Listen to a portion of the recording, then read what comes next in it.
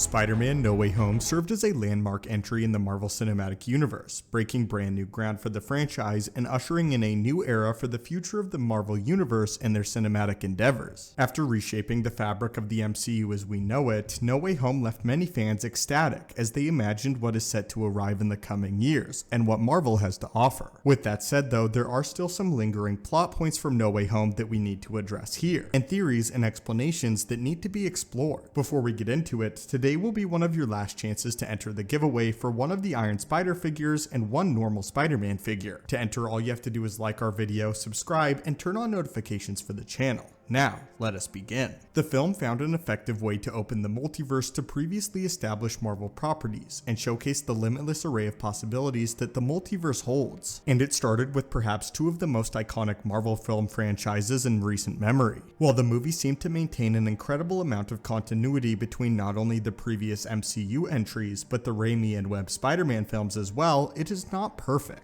as the film juggled not one, not two, but a total of 3 separate Spider-Man franchises with stunning efficiency. It did fall subject to a few minor plot holes that challenged the events of the previously established films, however. While we've covered the plot hole regarding how Electro was pulled into the multiverse and found what we believe to be a sound explanation, another plot hole has recently come to our attention, this time in regards to the Raimi films starring Tobey Maguire. The particular plot hole in question revolves around the identity of the Green Goblin and the public perception of the events that occurred in the first Sam Raimi Spider-Man entry. The Raimi films, and specifically the latter 2 entries, work to keep Norman Osborn's dual life under wraps after his death, and it's implied that the public never came to find out the truth of Norman's secret life as the Goblin. The final 2 entries of the Raimi trilogy even follow Harry Osborn as he slowly begins to unravel the mystery of his father's past and his split personality, finally coming to learn the full extent of what happened at the end of the second film, directly leading into the events of Spider-Man 3. In No Way Home, however, both Otto Octavius and Flint Marko seem to know of Osborn's past in great detail, with Otto knowing him by name as well as reputation, and Marko even goes as far to claim that his story was all over the newspapers. So how can this be the case? How can Norman Osborn's nightlighting life of villainy be widely known to the public while still being kept secret from his very own son? And how does someone like Otto Octavius know of this? Well, stick with us today, watchers of the Marvel Multiverse, as we'll discuss exactly what it would take for this dangling plot thread to make sense, and explain both how Otto and Marko were most likely able to learn of Osborn's secret history as the Green Goblin. The premier theory is that the news of the Green Goblin's identity didn't surface until after the events of Spider-Man 3 had already taken place, and Harry Osborn's death in Spider-Man 3 was the direct event that led to the public uncovering the full truth behind the Oscorp family lineage, and we believe this to be partially correct. The theory states that after Harry's death, his body was recovered with much of the same technology as the previous iteration of the Goblin, and this clued investigators into the story of the first Goblin iteration,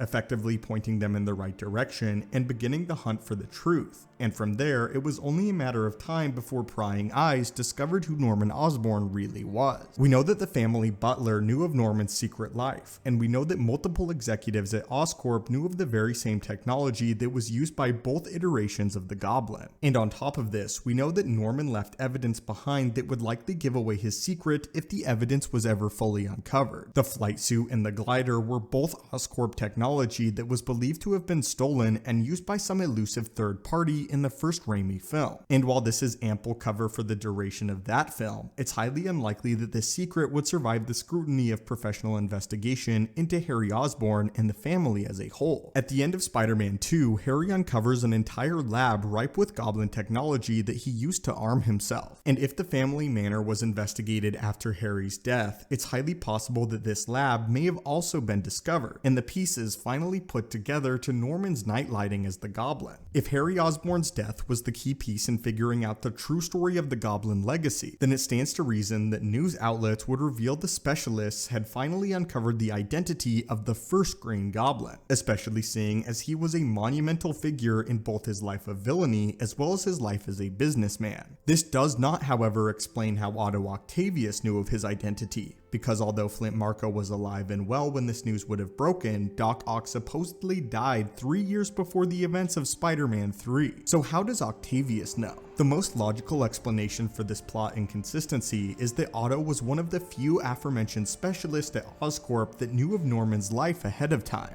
And given how closely he worked with Harry Osborn and the rest of Oscorp during the events of Spider-Man 2 and the construction of his fusion reactor experiment, this is not unreasonable to assume and believe, and that Otto was one of the few individuals privy to Norman's secret life as the Goblin. While this plot thread is a bit more difficult to solve, the cohesive explanation that seems to make the most sense is that Norman's identity was not completely secret following his death, and a few key personnel within Oscorp knew of his dual identity following his passing. From the Osborn's butler, Bernard, to the key remaining figures who ran Oscorp in the years following Norman's death. There were a few individuals who likely knew of this family secret, but there were most likely in agreement that Harry and the public were never to find out. If the Oscorp executives agreed to keep this information from Harry, it could be to protect him from the truth, and to save what remained of the company's waning reputation, as the revelation that the Green Goblin and Norman Osborn were one and the same would have run the company into the ground completely, resulting in bankruptcy and the tanking of Oscorp's stock price. Therefore, it would be in their best interest to keep this revelation a secret. Given Otto's connection with Oscorp and with Harry in particular, it's theoretically possible that he came across someone who knew of this information, but then it may have only been a matter of time before Otto finds out and is sworn to secrecy as a result of his close connection with Harry Osborn. Once Harry dies at the end of Spider-Man 3, however, the technology found on his body and in his home might lead to the revelation that he is the new Goblin, and this might have led many to deduce the full story behind the events of the first Raimi film all those years ago, allowing news outlets to finally broadcast the ever-elusive identity of the Green Goblin that had gone unsolved for years. This explanation seems to be the most cohesive collection of facts that we've been given, and allows the full story to make logical sense within the confines of both universes. But we're interested in hearing your thoughts on the matter. So anyway, my friends, what do you think of this explanation? Do you think this is sound reasoning for the events of both the Raimi franchise as well as No Way Home? If not, what do you think took place that allowed for Otto and Flint Marko to know of Osborn's dual life?